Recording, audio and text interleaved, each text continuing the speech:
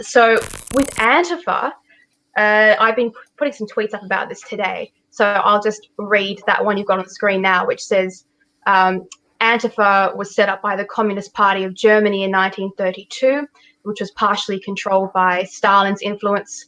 They view fascism as the final stage of capitalism. Therefore, when they say anti-fascist, what they are actually referring to is anti-capitalist. And the modern Antifa is another subsection that was developed in the 1970s by a Maoist persuaded Communist League, which is another German party.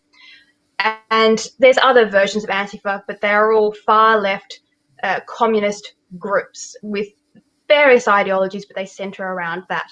Now, they have been out there on social media as they call themselves not an organized group, but they are organized in every sense of the word, and that they release the same propaganda at the same times across multiple platforms. They have groups of people, they have funding.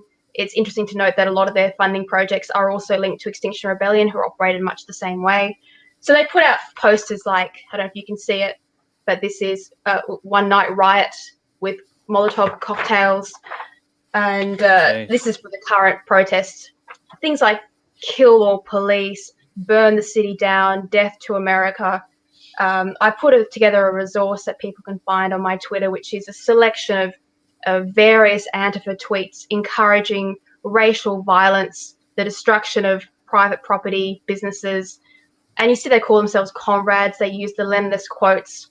It's very much still back at its roots of where it came from.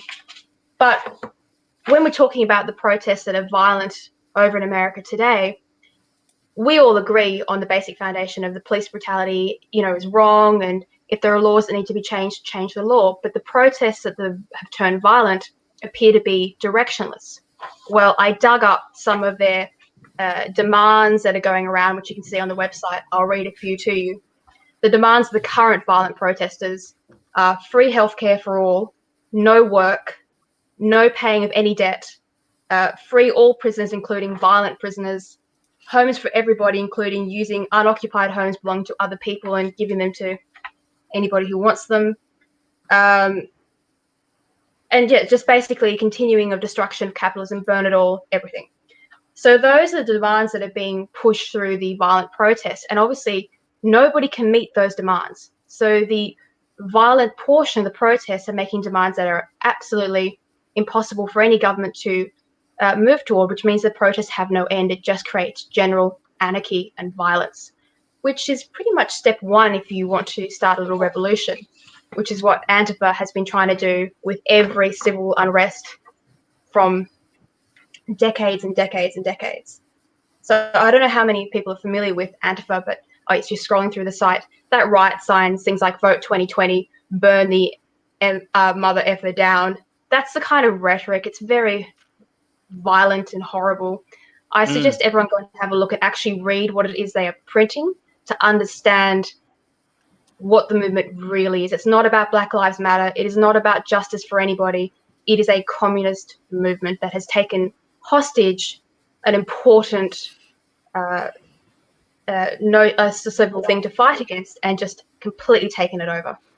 So how do we know they're involved in these riots going on in America at the moment? They post the notifications. They invite people to riot. So they spend a lot of time funding it. So they have official funding pages where they have set up to collect the money to purchase the equipment to do riots. They then invite everybody via social media and organize social media events to put riots on. They are the ones who are primarily spreading these riots to other countries. So they get in touch with Antifa Germany, Antifa France, and they set up corresponding riots in each country. If you go through them all, you can see how cleverly planned and how organized the group actually is with their social media presence, which is becoming a very strong way of stirring civil unrest because nobody is countering the narrative. Nobody pulls them up and says, hang on a second, it's not Antifa or Hitler. There's the free civil democracy in the middle. And they're very clever with the way they use their catchphrases and words. So if you have no historical literacy, which unfortunately many of our students coming out of university today sadly lack history, it's very easy to be persuaded that everyone is Hitler except Antifa, without understanding that Antifa stands for Stalinist communism, which is not exactly what most people want to stand up there and produce for America's future. Yeah. And you know what the worst thing is? These idiots couldn't even come up with a new idea for themselves. They have to recycle old ideas. No, and Jacinta, you're completely right about hijacking a cause. There's a whole stack of Antifa accounts with Indigenous Antifa Federation about using decolonization as the way to a communist future and burning down all of America for the rights of Indigenous people, which is clearly not what they're after at all. And also some of their stuff is complete madness, because I've seen in my younger days when I was in university and that as well, they seem to attach themselves to Aboriginal movements and Aboriginal communities and that. And they used to get out there and say, "Oh, we're going to, drive all these, these white people into the sea. We're going to, get your land back for you and all that." And I'm sitting there looking at them, going, "Wait a minute, but you're white, so I'm going to have to drive you back into the sea too, aren't I?" Yeah. It makes no sense whatsoever what they're going with. What's interesting is the way in which Antifa has captivated our young. And I think Antifa is what happens when you tell an entire generation that other people's ideas are dangerous, that certain speech is toxic, and that words you don't like can wound you. You invite that generation to shut down by any means necessary ideas and speech that they don't like. When speech is talked about as a form of violence, you green light actual violence against certain types of speech. And so from that point of view, Antifa may well have its roots in communism, but it's basically now the militant wing of safe space fanaticism. It's, if you like, the bastard child of a culture that elevates mental safety over intellectual liberty and people's feelings over public freedom. And what's frightening to me is how mainstream Antifa has become. Well, Yeah. Exactly. And they're very clever. They present their arguments to other students and impressionable people as a binary. So they tell you you're either with us, you're either anti-fascist, or you are literally Hitler or literally a Nazi. Yeah. And that is an easy way to provoke a response from people of, "Oh, I don't want to be that, therefore I'm with you." It's a easy recruitment tool to go on with.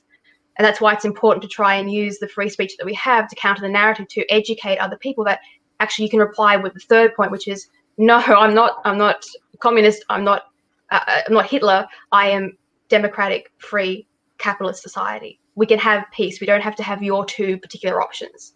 And it's about training people to recognize these very basic debating tools that they use on other impressionable people to recruit members to violence. It's amazing how supportive the media are of Antifa. And the media feed Antifa. The media say that if you voted for Trump, you're a hater. If you voted for Brexit, you're a racist. If you voted against same-sex marriage, you're a bigot. Everyone who disagrees with the state narrative is a purveyor of hate, or a white supremacist, or a Nazi. And this has been one of the most successful acts of the cultural elite in recent decades, the rebranding of certain political and moral worldviews as hate, and therefore deserving of censorship and of punishment. And so really this is like the next phase of political correctness, where you can actually be assaulted for having the wrong views, and the media shrug their shoulders and say, no, that's not violence, that's just your just desserts for having the wrong view. While this is all going on and young impressionable people are sort of being caught up in this type of behaviour, I also hold out hope and believe that even the generation following them are very likely to rebel against this sort of, behaviour. I guess, I certainly have conversations, with my own sons who range from 13 to 21, and they look at a lot of this sort of behaviour, and they just shake their head and they just go, what is wrong with these people? What is wrong with these human beings? And they certainly do not want to feel as though, you know, it's an act of oppression, basically, being told that, look, you're either with us, you're against us, and if you're against us, you're the epitome of evil. And so, you know, and again, like going back to the point I made about what's the positive aspects that are coming out from these protests in America, is that for those that have, you know, been like the quiet Australians and sat back and sort of, you know, just watched it all go on and shook their heads, they're now going, you know what, nah, I'm not going to have this. We're not going to have this. And I think it's going to bring more power to them to push back in far more, you know, thoughtful, responsible and caring ways against this kind of behaviour, because I think for many of us, we've just had enough of it. And I certainly hold hope that, you know, the generations to follow are going to look at this and just go, nah, don't want to borrow it. It's not enough to do nothing. It's time for us to do something.